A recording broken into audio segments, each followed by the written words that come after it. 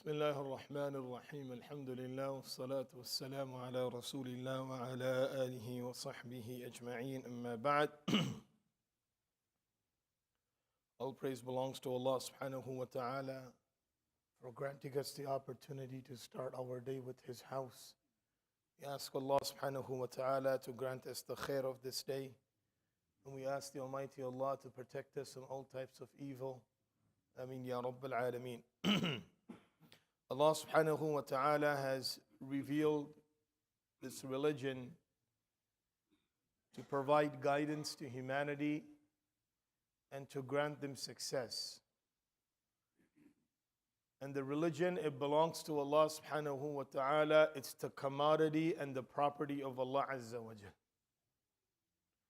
Just like a person has a personal attachment to his own property, the things that he owns. And when anyone is trying to take away,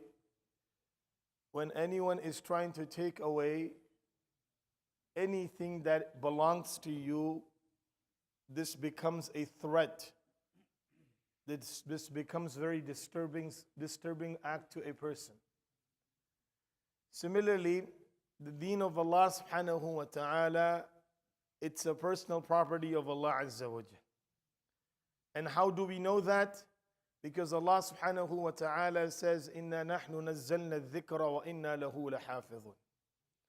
That we are the one who has revealed revelation, Quran, dhikr, deen, and we will protect it. So the protection is taken by Allah subhanahu wa ta'ala.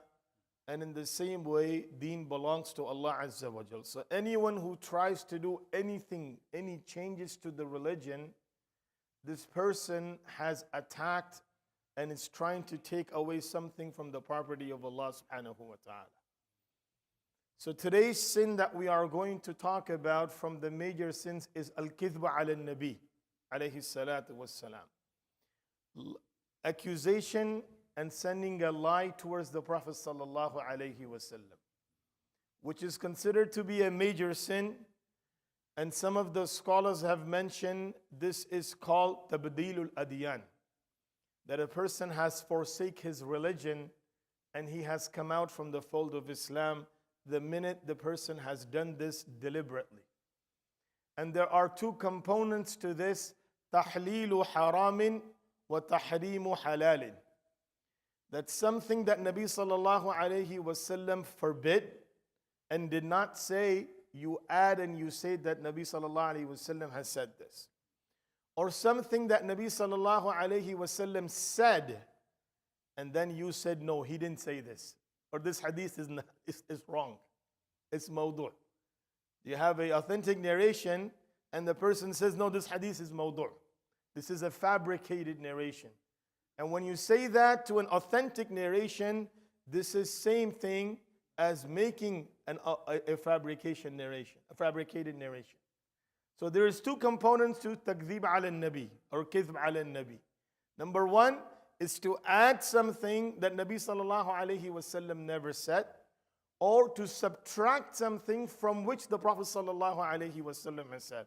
And this, especially the second category, a lot of people don't realize this. Because, mashallah, today the access to knowledge has become so much available that everybody claims himself to be a scholar and a scholar of hadith. You quote a hadith and the same. And in fact, right now, there'll be some people who will probably be, searching on Google, what hadith am I quoting? Google is not the place to look for hadith. And majority of the information that is feeded up there, it's not accurate. And believe me, it's not accurate. A lot of the hadith is that Google says that this hadith is mawdu' or this hadith is da'if.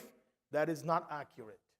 If you do want to learn about hadith being mawdu' or hadith being da'if, then you go and you learn the knowledge, and then after that, you go and investigate it yourself. You investigate the matter yourself. But just to search on Google and then later on and you come and show the sheikh you narrated the hadith that is mawdu' or da'if, that is not right. That is dishonesty to the knowledge. This is dishonesty to the sayings of Nabi sallallahu alayhi wasallam. And if you happen to do it just because you rely on someone and you said this can be an act of kufr. That's how severe and serious this action is.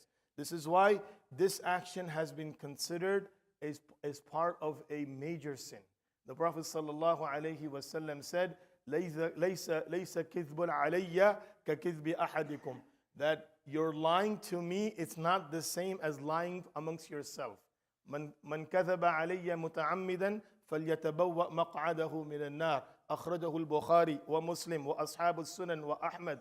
All the narrations, all the books have narrated this hadith that the Prophet ﷺ said that you're lying to me, it's not the same as you lie amongst yourself. Who has lied to me, who has put a lie to me, he should make a place for him in the hellfire. And another hadith says, يَبْنِي بَيْتَهُ فِي جَهَنَّمْ.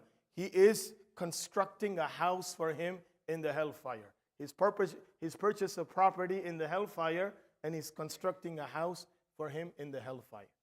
So this is a very serious issue, and nowadays especially it has become more serious than it was ever before because of the knowledge that is accessible to every single person in the finger in the tips of his finger. And due to that, a person just claims anything. Just claims anything that he likes. But this is very serious because this is the hadith of Nabi sallallahu alayhi wasallam. And this act is considered to be a major sin, and according to some scholar, it even takes a person out from his religion. And he needs to recite his kalima again and revive his faith. So that's why you leave that field to the people who are expert in that field. Right? Who has given me the authority when I am not the expert in this field to say that this hadith is mawdu, or this hadith is da'if, or this hadith is like this, and this hadith is like this, just because I searched something on the internet and I found it?